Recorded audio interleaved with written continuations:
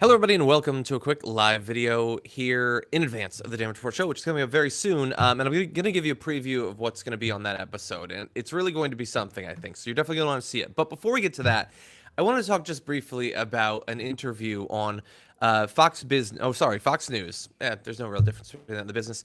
That Ed Henry had with Rudy Giuliani, where they were talking about stop and frisk, which has, of course, been in the news quite a bit because of the presence of Michael Bloomberg in his Democratic primary.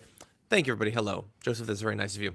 And so, look, stop and frisk, the vast majority of the years that it was in effect were under Michael Bloomberg, and we've been talking a ton about that on the show recently. But we do have to bear in mind that initially it was born under Giuliani. And so Rudy Giuliani was asked about this, and I want you to hear some of the things that he had to say. Oh, Claudius, that's nice of you to tolerate me. He says, our statistics were perfect. We were following not race, we were following complaints. In other words, why did we search 70% African American males? We did it because 75% of our complaints were of African American males who committed violent crimes. So who are we supposed to go look for?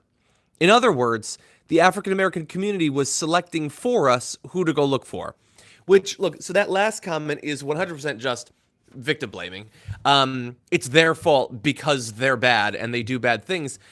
But he talked a lot about that, about the complaints, that was driving who they were searching for in this interview. And I want you to understand that while some of the other things he's saying are more immediately false and offensive, the idea that complaints were driving it is 100% nonsense. That is not in any way how stop and frisk was actually used by the NYPD. They weren't doing stop and frisk for limited periods of time in limited areas in response to complaints. Thank you for the happy birthday. That's not at all what was going on. It was a generalized policy that certain communities were always going to be searched, whether there were individual complaints or reports of crime or not. And certain groups were always going to be profiled regardless of what the crime patterns were on any given day. I've literally never heard that used as an excuse for this before, but it is just throughout his interview there. He says, let's see, according to Giuliani, police officers would go look for whites if there had been more complaints about white people. No complaints about white people. He says, and this is really sick, if you want to be fair, 53% of the time we should search women because they make up 53% of the population. It's clever. Here's an idea. Don't randomly search anyone. We belong here. We have rights. We're not supposed to be just automatically assumed to be committing crimes. So maybe don't try to justify your constant authoritarian searches of regular people going about their lives by statistics or some sort of faux concern over complaints. Maybe just don't do it in the first place. Maybe we just treat each other like, the people that we are. We're American citizens, the presumption of innocence, all of that. Stop and frisk is based on a generalized idea that we are unlikely to be innocent. And in particular, certain groups are, of course, not innocent. He says it wasn't racist. They were being self-selected.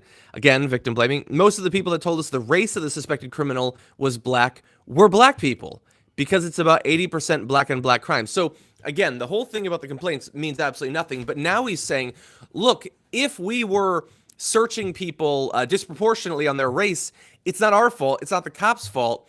It's other black people's fault because they were the ones who were telling us to do it, which is just really amazing.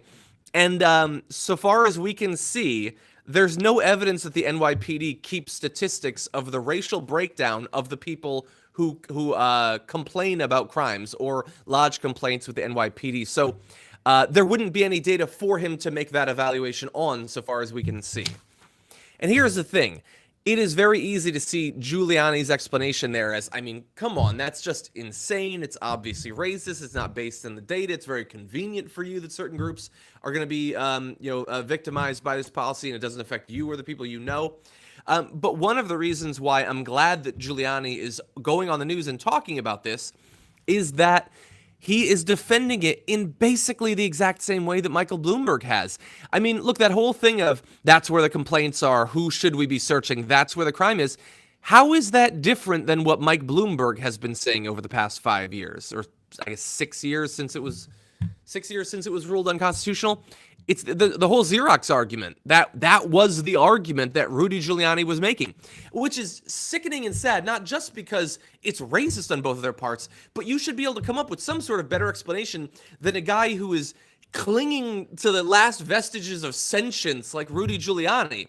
But Bloomberg, a guy who's supposed to be so savvy and slick, that's the best that he can do, is a Rudy-level argument in favor of stop and frisk that he only sort of apologized for like 73 days ago.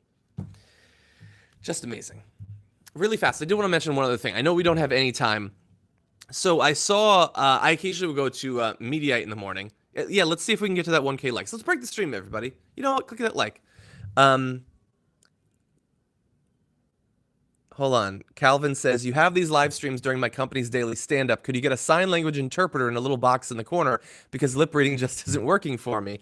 I understand your concern, and we're gonna have that as one of the stretch goals for the crowdfunding that we don't have going on right now. But I do really like the idea.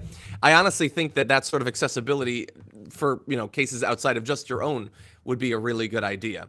Closed captions, do those work in live? I don't see how they could possibly do it in real time like that.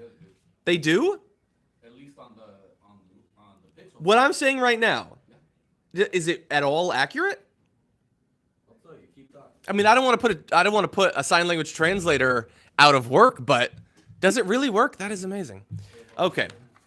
Oh, and by the way, Joseph, it's not 1K viewers, it's 1K likes that breaks it. Wow, they kind of work. Interesting. Okay, well, glad to know. Good job. But anyway, let's see if we can break this. So I did want to mention, on media, I saw a headline, and it started with two words that generally causes me to close down my browser and sometimes my entire computer, which is Meghan McCain. But I pressed on, and she said to Joy Behar in the headline, "You've done a piss-poor job of convincing me to vote Democrat."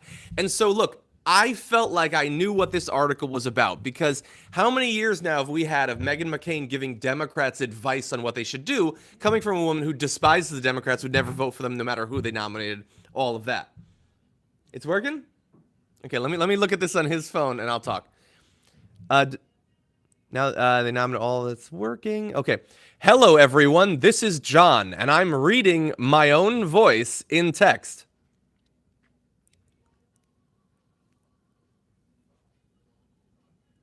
I am amazed at how good that is. That is really, this is Edwin, everybody. If you haven't, this is Edwin. That is amazing that works like that. Yeah. So that's a pixel thing. Yeah. Oh, okay, well then that's not, not everybody has a pixel. So pixel will give you closed captions. It'll also break if it hits 1,000 likes. Okay, well that's really cool. Okay, you need to teach me how to turn that on, because I want to use that for other stuff. Anyway, okay, so she usually gives a sort of faux concern. Thank you, Amanda. Some faux concern over what the Democrats should do when she'd never support them.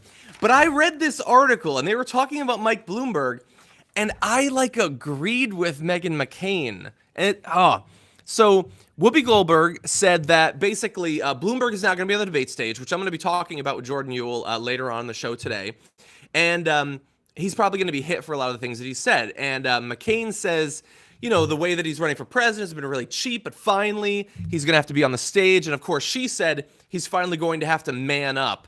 And can I just say how much I absolutely despise a conservative like Meghan McCain, like sort of fake concern over alpha males using a term like man up when she supports the Republican Party. What the hell do you think man up actually means to someone like her?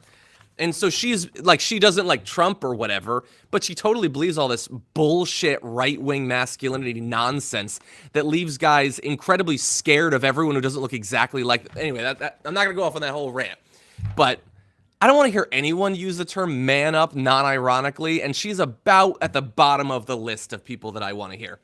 But anyway, so she says that it's going to be a lot harder to get the nomination than his team might think, and she's pretty obviously right there. Joy Behar responds, if we keep taking the Democrats down, Trump is going to win.